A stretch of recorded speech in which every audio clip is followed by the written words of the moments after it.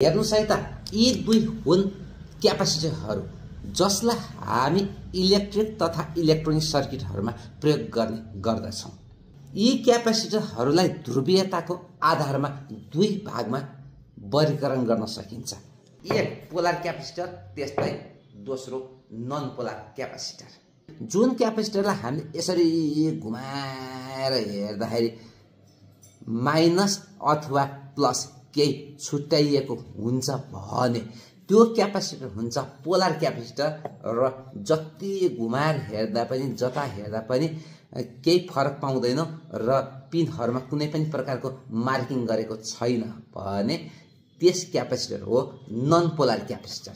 अझ भन्नुपर्दा polar क्यापेसिटरको minus र प्लस छुट्टिएको हुन्छ भने यस क्यापेसिटरलाई डीसीमै प्रयोग गर्नुपर्छ, एसीमा प्रयोग गर्न पाइँदैन।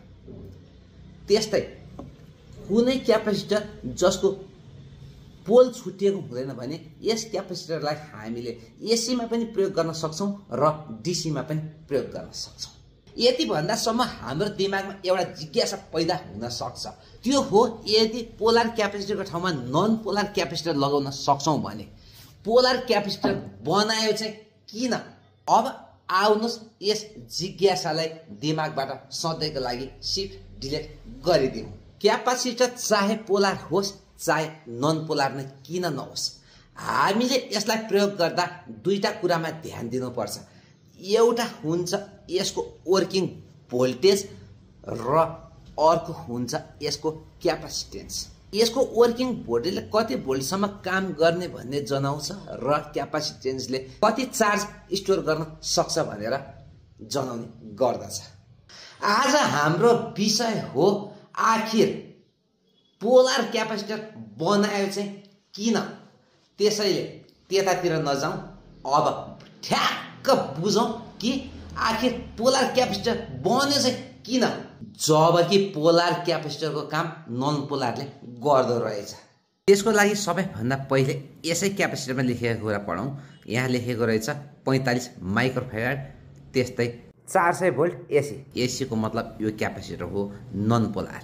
अब त्यस्तै अर्को एउटा सर्किटमा लागेको क्यापेसिटर हेरौँ। यसमा लेखिएको छ 400 भोल्ट 47 माइक्रोफेराड। भनेको मतलब यो क्यापेसिटरको तुलनामा वर्किङ भोल्टेज यो सानो क्यापेसिटर उही रहेछ, अझ यसको क्यापेसिटेन्स त 45 ठाउँमा 47 नै पो रहेछ। अब हामीलाई यति हुँदासम्म थाहा भइसक्यो यी दुई क्यापेसिटरको ठाउँमा हामीले यस्तै दुईटा क्यापेसिटर रिप्लेस गर्न पनि सक्छौं। तर हामीले यसरी रिप्लेस गर्छौं भने यो इन्टायर सर्किट बोर्ड भन्दा ठुलो क्यापेसिटर नै हुन आउँछ। अब यसबाट हामीलाई यो पनि थाहा भइसक्यो नन पोलर क्यापेसिटर भन्दा पोलर क्यापेसिटर उही भ्यालुको सानो आकारमा बनाउन सकिने रहेछ। अब हामीलाई थाहा भइसक्यो नन पोलर भन्दा पोलर क्यापेसिटर उही मानमा बनाउँदा पनि धेरै सानो आकारमा बनाउन सकिने रहेछ।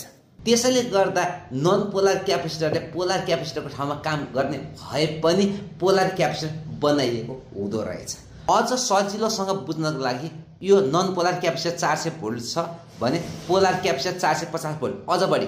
त्यस्तै यो नन पोलर क्यापेसिटर 45 माइक्रोफेराडको छ भने पोलर क्यापेसिटर कहाँ बढीको भ्यालुको हुँदो रहेछ। मतलब 45 को ठाउँमा 470, मतलब 10 गुना भन्दा पनि बढी। पोलर क्यापेसिटर भन्दा नन पोलर क्यापेसिटर आकारमा ठुलो भए पनि पोलर क्यापेसिटरको तुलनामा लुलो हुँदो रहेछ। त्यसैले यस नन पोलर क्यापेसिटरलाई ठुलो त ठुलो तर लुलो भन्न मिल्ने कि नमिल्ने